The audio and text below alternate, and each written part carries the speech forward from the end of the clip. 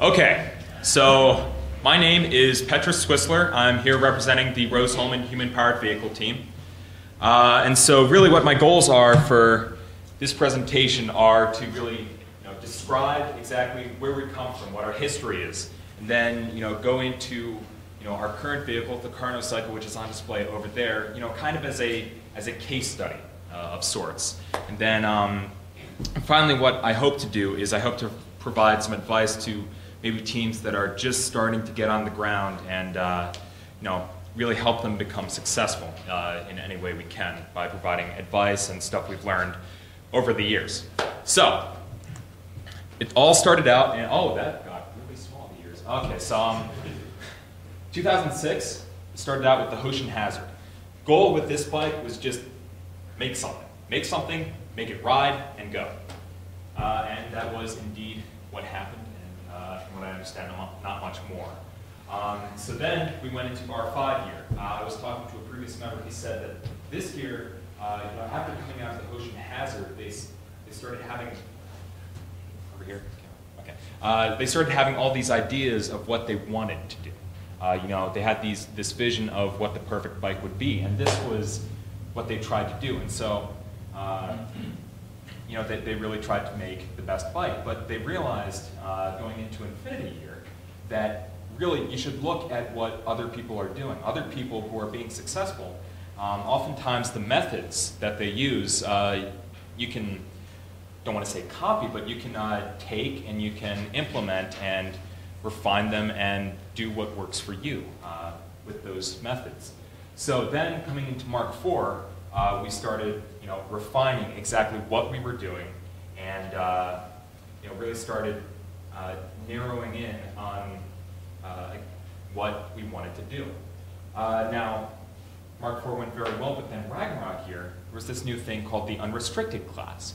The unrestricted class was very interesting to us, and so we decided to go into it. And I think that was a very good decision for us. And I don't want to oversell ourselves, but I think our success in that class, really brought over a lot of teams, and I think that was, good for the competition. But the Ragnarok was a speed class vehicle with a few tweaks, and so we took the lessons we learned from Ragnarok here and applied them to last year's Helios. Helios was also a rebuilding year, so it was kind of an interesting bike. Laughs from my team. So that brings us to this year. As you might notice, this is entirely unscratched. Unlike, yeah, no, it was scratched this morning. We did a lot of training over the night. That's another thing. Train is good. We had a lot of stuff that went right. We're very happy with this bike. This bike, it's very stable, all that, and I think a lot of the reason that this bike has performed so well, and design for it, all that sort of stuff, design compatibility. Make sure that Part A will fit with Part B and without any sort of interference. For instance, last year we didn't communicate well enough, and so the frame was actually intersecting with the fairing and required us to cut out a hole. But this year I made a very concerted effort as team president to really eliminate those sort of, that confusion that we had last year. And a lot of that is due to sociality and communication. You should be social with your team. You should be willing to communicate your ideas with your team. Communication gets rid of design compatibility problems. And it really makes it so that the ideas that are tossed around are fully realized. Well, no.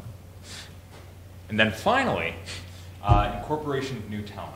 The new freshmen, they have ideas, they have skills. It's easy to say, oh, he's a freshman. We have to teach him everything. That's not true.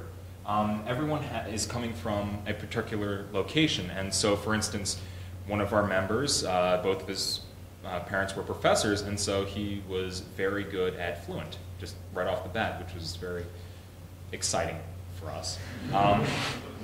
And then, one of us was part of a robotics team, so he had a lot of stuff to give in terms of experience with that sort of project build. But not everything we did worked. There were some systematic failings this year. We were not very good at avoiding bottlenecks. For instance, we hit a bottleneck with the molds, we hit a bottleneck with the subframe, we hit a bottleneck with the paint. And at each of these times, it was very, very frustrating because there wasn't a lot we could do to get beyond this point. This point was a bottleneck, and we couldn't get beyond it. And a lot of times, nothing was getting done because there was nothing we could do. Avoid those; they're bad. Another thing we could really work on is work distribution. A lot of times, what happened is that one person would work themselves to the bone on one aspect of the project. Patrick wanted me last night to remind everyone that he worked a lot on the landing gear the night previous. And so work distribution is something that I think we could have really worked on this year. And finally, workspace organization. We are not the most clean. I describe ourselves as gaseous. We expand to fill whatever space we can. And so, sometimes it was hard to find tools, and sometimes it was like, where is the landing gear? This thing that we've been working on. And that, keep your workspace reasonably clean. And I really think that, we had work days where we would just clean, and those days were very not fun. And I think if we had really, instilled a culture of, cleaning up after yourself after you finish something, we could have done a lot better with that. And so now I just want to give some hints. I thought about what new teams, what advice I could give new teams, and I broke it down into 3 sections. You have design, manufacturing, and team dynamics. I think these are the 3 basic things that this competition does. So in terms of design, get your drivetrain working. Get your drivetrain working. If your drivetrain does not work, your bike doesn't work. If your drivetrain works okay, you're going to be able to race. Make sure your drivetrain is robust. Make sure you can fix it because it will break. And also take examples from other people. Just because you think you have the best idea, do some research. What have other people done? And a lot of times you can get some really, really good ideas. Go to HPRA races, Human Powered Race America. These people have been doing it for 30, 40 years. And sometimes they have really weird ideas on physics and stuff like that. But what they do works because they've just been doing trial and error for 40 years. And that's a pretty long time. And so then you move on to manufacturing. Stay on schedule is a very easy thing to say. In practice, it is a nightmare. For the leaders, I would say lie to your team about how urgent the situation is. Set a deadline for yourself that you have to get it done. Move it forward a week. Tell the team you have to get it done by then. I've found that this works relatively well, because then you get it done a week after you tell them to get it done. Build in a buffer, but don't tell them that you build in a buffer. And then, be nice to everyone. And I don't know if this really belongs in manufacturing. This is just a general thing. Your lab techs, they're highly trained. They can help you. We got our lab technician to cut out some stickers. He was a big help with the new CNC mill, training us on its use and stuff like that. And just also apply this to competition. Once you become a successful team, at least for us, we feel that we have this obligation to help other people achieve our success, right below our success.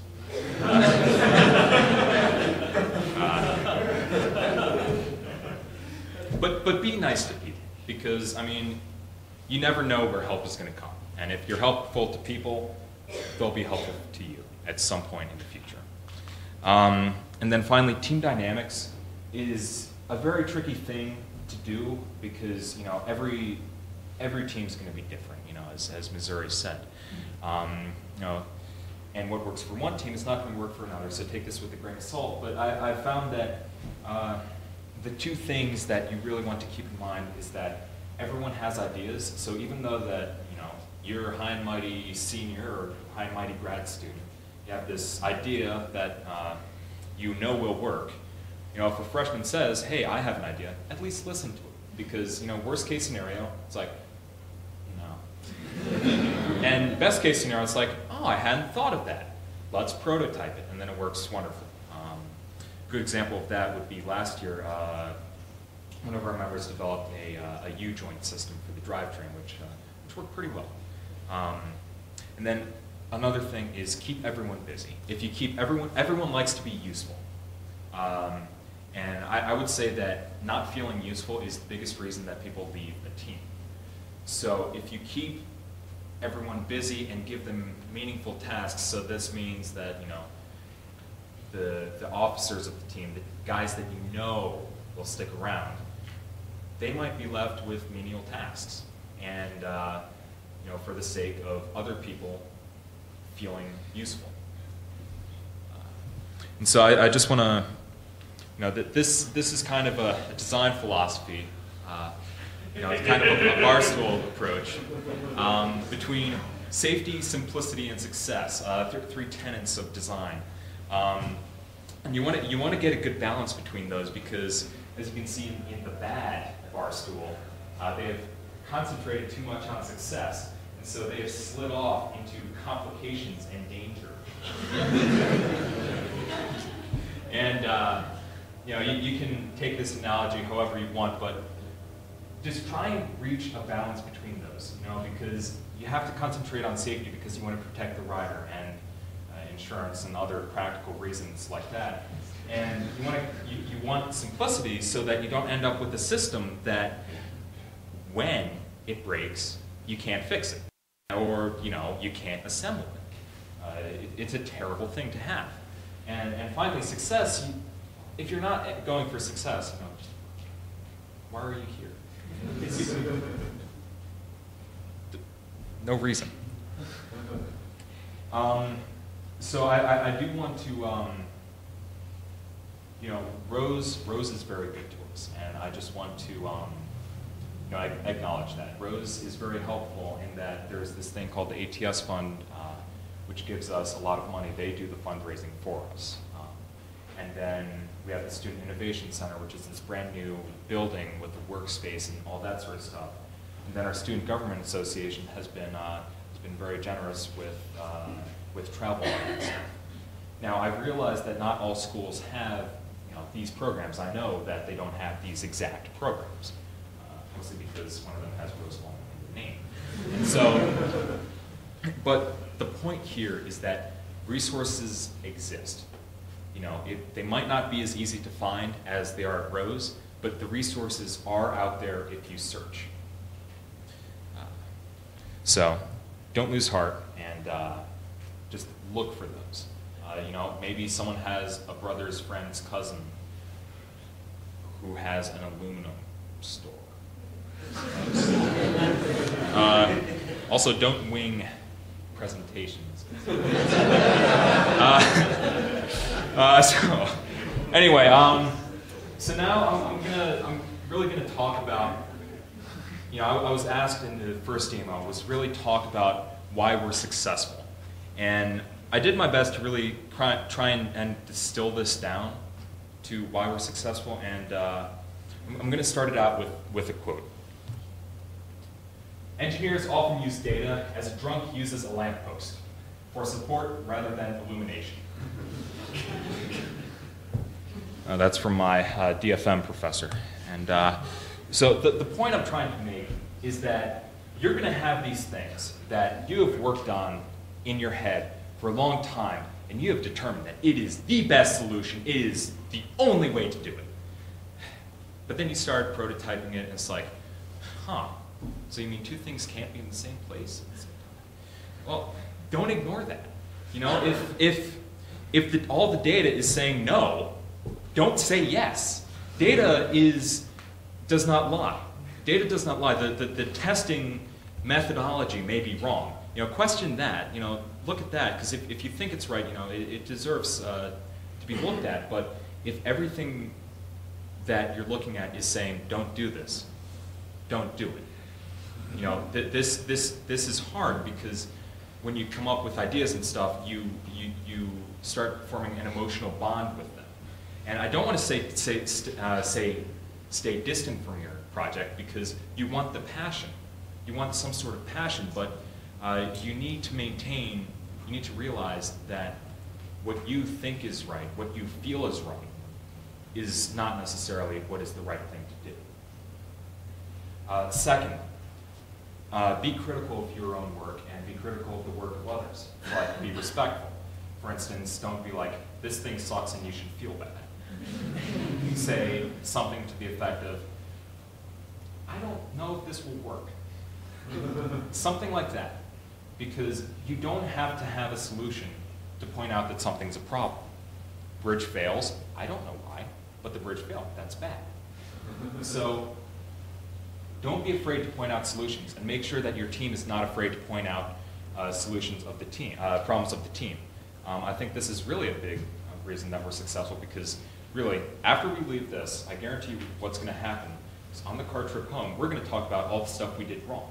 And then, by the end of the trip, after 8 hours of driving, we're going to have convinced ourselves that this is the absolute worst bike we have ever made, and we should never do anything like that again.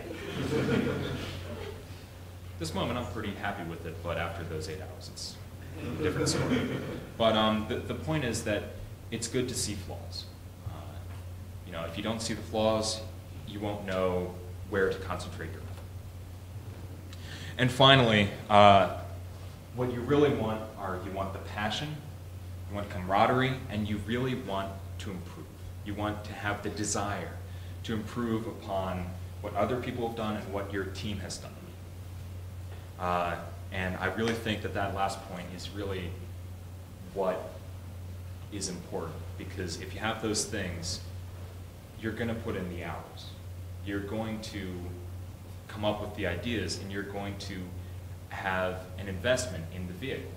And so you're going to really try your hardest to make it you know, what you want. And so as a side note, I'd like to mention that all of that was false. Our real key to success was our advisor, Dr. Moorhead. And so at this point, you know, I'd like to open it up for questions. You know, thank you for your time. I would like to, before I finish, we do have a design report library on our website. If you want to give us your design report, we'll post it on there. I was talking to a lot of new teams. They do use it. They find it very useful. And also, if you're a new team and you have, I was talking, a lot of them don't really know how to do layups and stuff.